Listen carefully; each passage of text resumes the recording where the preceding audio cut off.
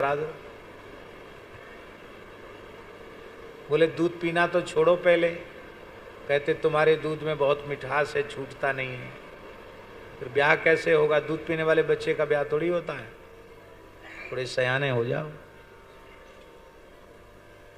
तो एक दिन माताजी ने अपने स्तन में कत्था लगा दिया घोल करके कि कड़ुआ कड़ुआ लगेगा तो नहीं पिएंगे। उस बात से ठाकुर जी ने आना बंद कर दिया। फिर बड़े समारोह पूर्वक श्री किशोरी जी के साथ रघुनाथ जी का विवाह किया, चारों लाल जी का विवाह किया। वो कहते थे मेरे 4 बेटे हैं, 4 बहुएं हैं। शरयू जी के जल से ही घर में पूरी रसोई बनती थी, नल के पानी का प्रयोग नहीं था।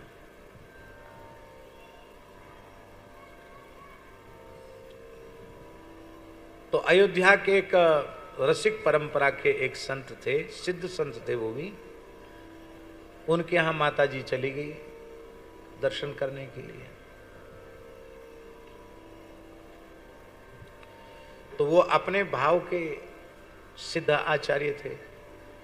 उन महापुरुष ने कहा कि पुरुष तो एकमात्र रघुनाथ जी हैं, बाकी सब जीव प्रकृति हैं, इसलिए सब जीवों के कांत तो श्री रघुनाथ जी ही हैं। इसलिए इसी भाव से भजना, ये अंतिम साधना का चरम फल यही है, इसी भाव से इनको भजना।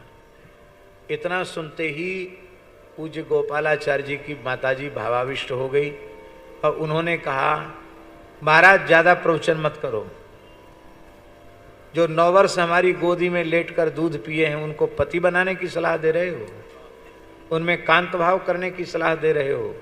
वे महापुरुष अपने आसन से उठे और माता जी के चरणों में अपना मस्तक रख दिया।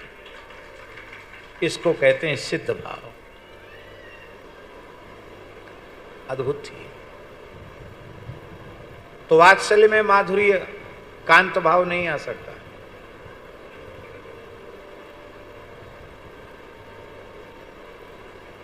शांत रस में भी नहीं, क्योंकि वहां तो शांत रस का परिपाक है समाधि, उस रस की सिद्धावस्था है निर्विकल्प समाधि, और निर्वेद उसका स्थायी भाव है। वहां भी कांत भाव नहीं। दास्य भाव में भी दास्य भाव है, कांता तो समकक्ष होती है, इसलिए दास्य भाव में भी वो भाव नहीं है।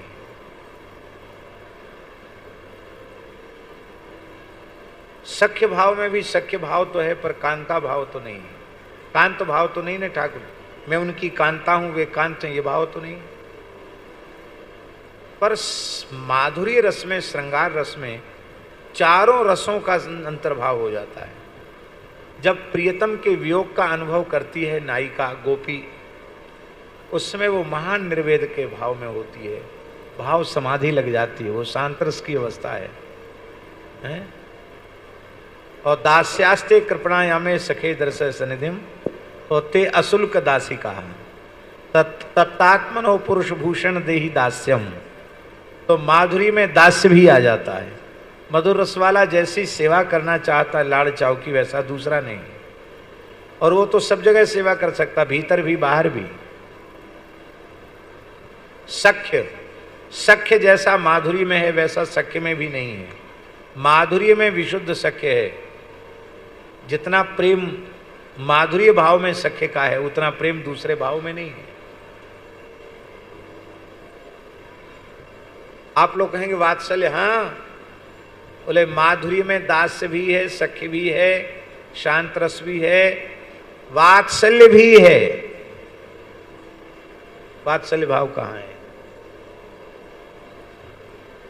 जब सती साध्वी पतिव्रता पत्नी सुंदर सुमिष्ट व्यंजन बनाकर अपने पति को परोस कर जिमाने लग जाती है, उसमें पति भाव से नहीं, पुत्र भाव से लाड़ पूर्वक जिमाती है। उस समय उसमें वात्सल्य भाव जग जाता है, पति भाव न होकर वात्सल्य भाव। तो सखियां गोपियां जो बाल भोग, मंगला भोग, राज भोग, उत्थापन भोग, शयन भोग पधराती हैं, उसमें वात्सल्य भाव है। और मधुर तो है ही है, तो सारे रसों का समावेश मधुर रस में हो जाता है, इसलिए उसको रसराज कहा जाता है। किंतु दास्य की महिमा कम नहीं है, दास्य भक्ति का प्राण है, क्योंकि शांत रस में भी दास्य है, सख्य में भी दास्य है, वात्सल्य में भी दास्य है, और माधुर्य में भी दास्य है, और दास्य में तो दास्य है ही है। तो जैसे सूत्र पूरे माला के भीतर पिरोया हुआ रहता है, इसी प्रकार से दास्य भाव सभी रसों में, सभी भावों में अनुस्यूत रहता है।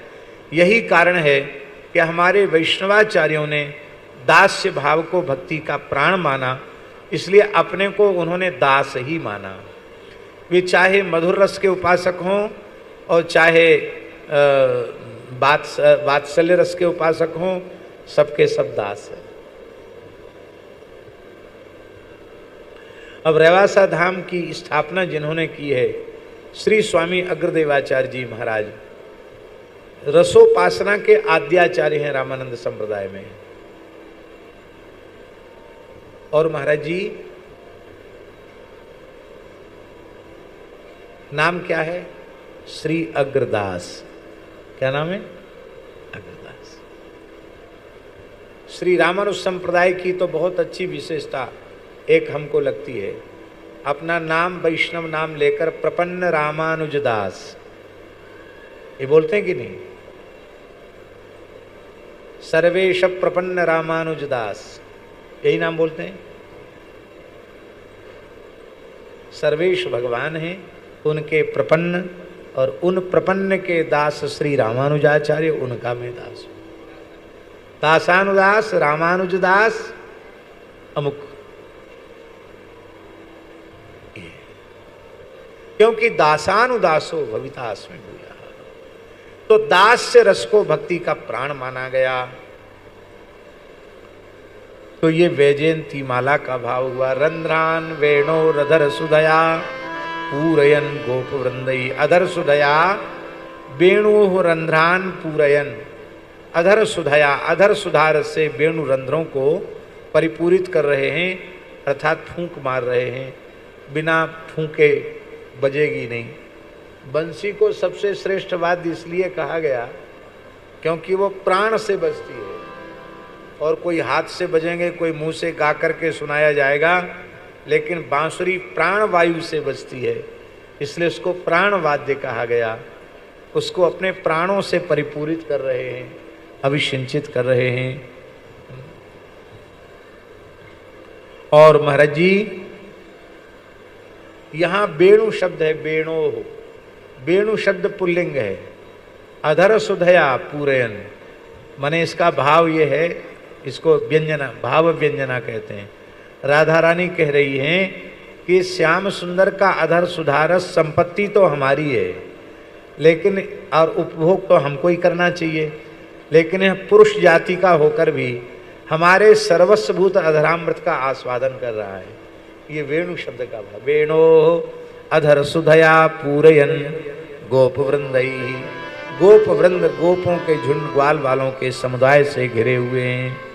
और वे गोप वृंद क्या कर रहे हैं? गोप वृंदई ही गीत कीर्ति, वो गीत कीर्ति ही, वो भगवान की लीलाओं का, भगवान के प्रभाव का, स्वभाव का, लीलाओं का गायन कर रहे हैं।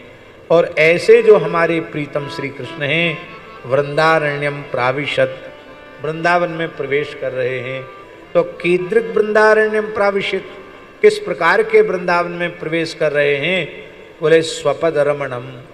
स्वपद रमणम स्वपदभ्याम स्पर्शेन रमणम, अपने चरण कमल के अनावृत स्पर्श से जो रमणीय वृंदावन है उसमें विचरण कर रहे हैं। अथवा स्वपदाद वैकुंठाद अपिरमणीयम वृंदावनम, जो भगवान का अपना पद वैकुंठ है उससे भी रमणीय वृंदावन। हम एक दिन कह चुके हैं कि वैकुंठ श्रेष्ठ है, यद्यपि सब वैकुंठ बखाना, लेकिन बिना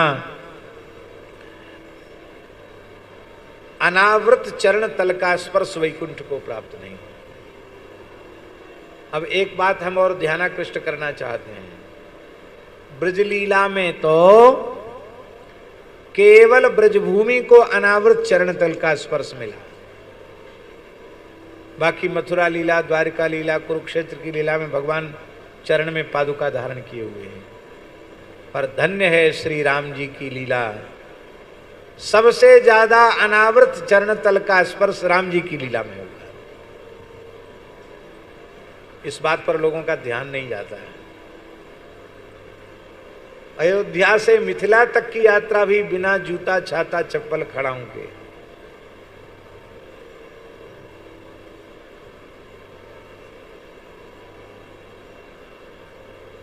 इसलिए पूज्य बक्सर वाले महाराज जी का एक पद है,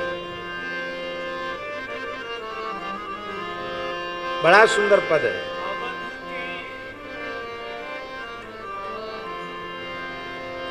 अवध के दुलरुआ दुल्हा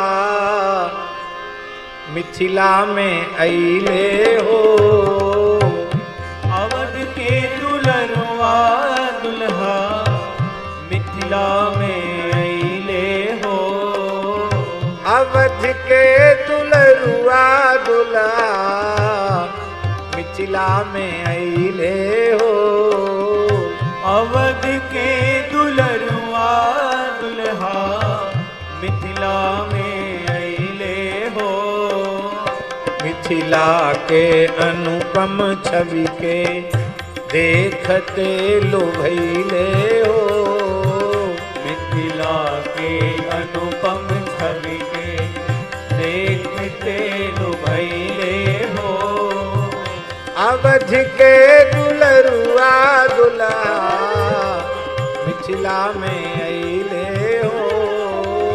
अवध के दुलरुआ दुल्हा मिथिला में अइले हो।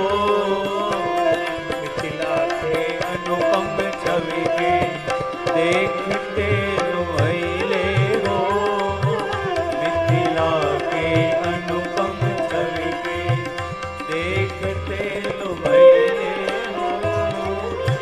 अपने से अइले बिना खोजले भिटैले हो।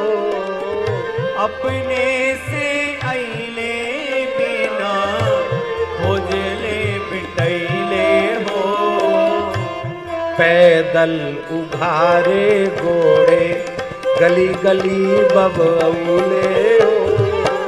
पैदल उघारे घोड़े गली गली बबुआइले हो।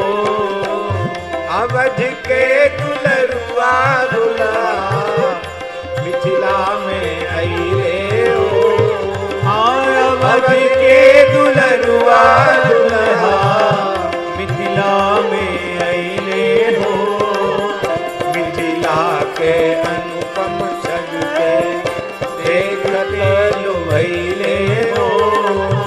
मिथिला के अनुपम छवि के देखते लुभैले हो। अइले तो चंदा होके कीर्ति कमैले हो। अइले ता चंदा होके कीर्ति कमैले हो। सिय के मुख चंद्र पर चकोर बन गईले हो। सिय के मुख चंद्र पर चकोर बनी गईले हो। अवध के दुलरुआ दुल्हा मिथिला में अइले हो। अवध के दुलरुआ दुल्हा मिथिला में अइले हो। मिथिला के अनुपम छवि के देखत लुभैले। मिथिला के अनुपम छवि के देखत लुभैले हो। हाँ, बाहर सबके ठगले हवा अपने ठगैले हो। सुघरन के अगुवाई हवा सिय से पिछुवैले हो।